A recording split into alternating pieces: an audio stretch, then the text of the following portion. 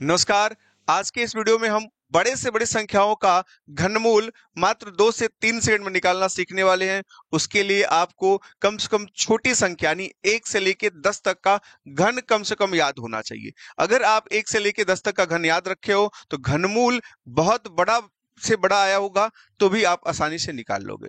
आप देखो ध्यान से, यानी आप यहाँ से देखो 1 से लेके 10 तक का जो घन है यहाँ पे लिखा गया है, यानी 1 का घन 1 होगा, 2 का 8 होगा, 3 का 27 होगा, 4 का 64 होगा, 5 का 125, 6 का 216, 7 का 343, 8 का 512, 9 का 729 और 10 का क्या होगा 1000 होगा। ठीक है। अब यहाँ पे ये ट्रिक आपको काम कर जाएगा कब, जब ये आपको पता होगा, यानी कि इन संख्याओं का जब घन आपने किया तो इकाई का अंक आपको देखना है। ठीक है। इकाई के अंक से आपका जो बड़े से बड़ी संख्या का घनमूल है बहुत आसानी से निकल जाएगा। आप ध्यान से देखिए, सबसे पहले जिस संख्या का घनमूल आपको निकालना होता है उसके लास्ट 3 अंकों को आप क्या कर लो, एक साथ ले लो। ठीक है। हमने 3 अंकों को एक साथ ले लिया और इन 3 अंकों में जो इकाई का अंक होता है उसको देखो क्या है। तो इकाई का अंक भाई क्या है, 3 है। इकाई का अंक क्या है, 3 है।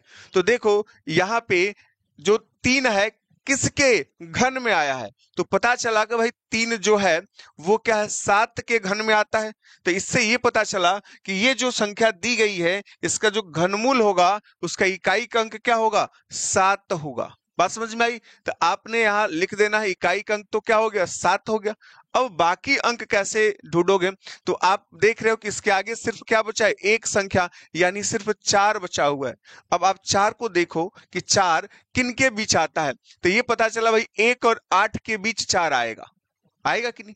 जब 1 और 8 के बीच 4 आएगा इसका मतलब ये हुआ कि जिनके बीच 4 आ रहा है उसके छोटे संख्या को लेना है।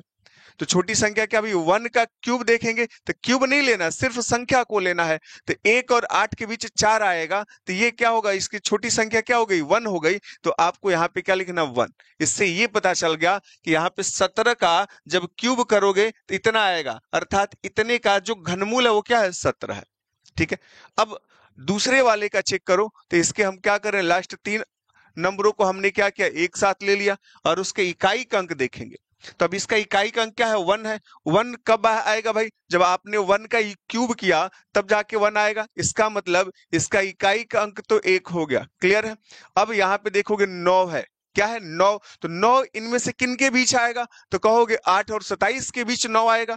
8 और 27 के बीच 9 आएगा तो उसमें से छोटी संख्या कौन सी है भाई, ये 2 है कि नहीं। तो आपको यहाँ पे 2 लिख देना है। इसका मतलब इसका घनमूल कितना होगा, 21 होगा। क्लियर है।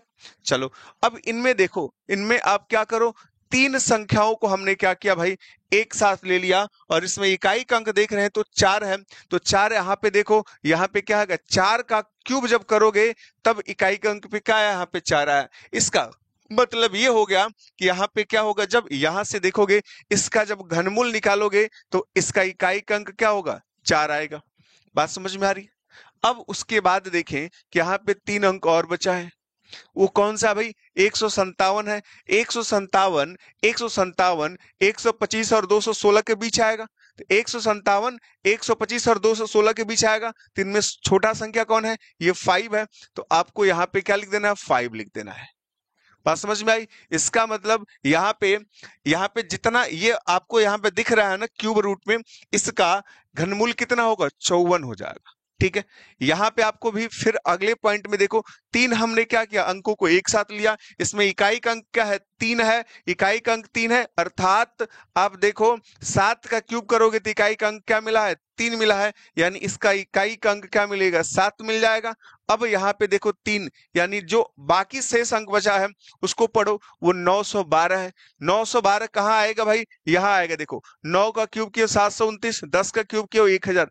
1000 और 729 के बीच में ही क्या होगा, 912 आएगा। इसका मतलब छोटा वाला लेना है, यानी 9 ले लेना है। यानी इसका घनमूल क्या होगा, 97 हो जाएगा। उसी तरीके से आप इधर भी चेक करो, इन 3 अंकों को आपने लिया लिया ना भाई, 3 अंकों को। तो यहाँ पे इकाई का अंक क्या है, 7 है। आप देखो किसके घन में 7 आता है, तो आप चेक करो तो ये आया, 3 का क्यूब हमने किया 3 का हमने क्यूब किया तो 27 आया है, यानी कि इकाई के अंक पे 7 आया है। इससे जाहिर हो गया कि इसका इकाई का अंक 3 होगा। और बाकी 3 जो आपके संख्या बची हुई है वो 571 है। 571 ढूंढो, इसमें किसके बीच आएगा? 571 512 और 729 के बीच आएगा।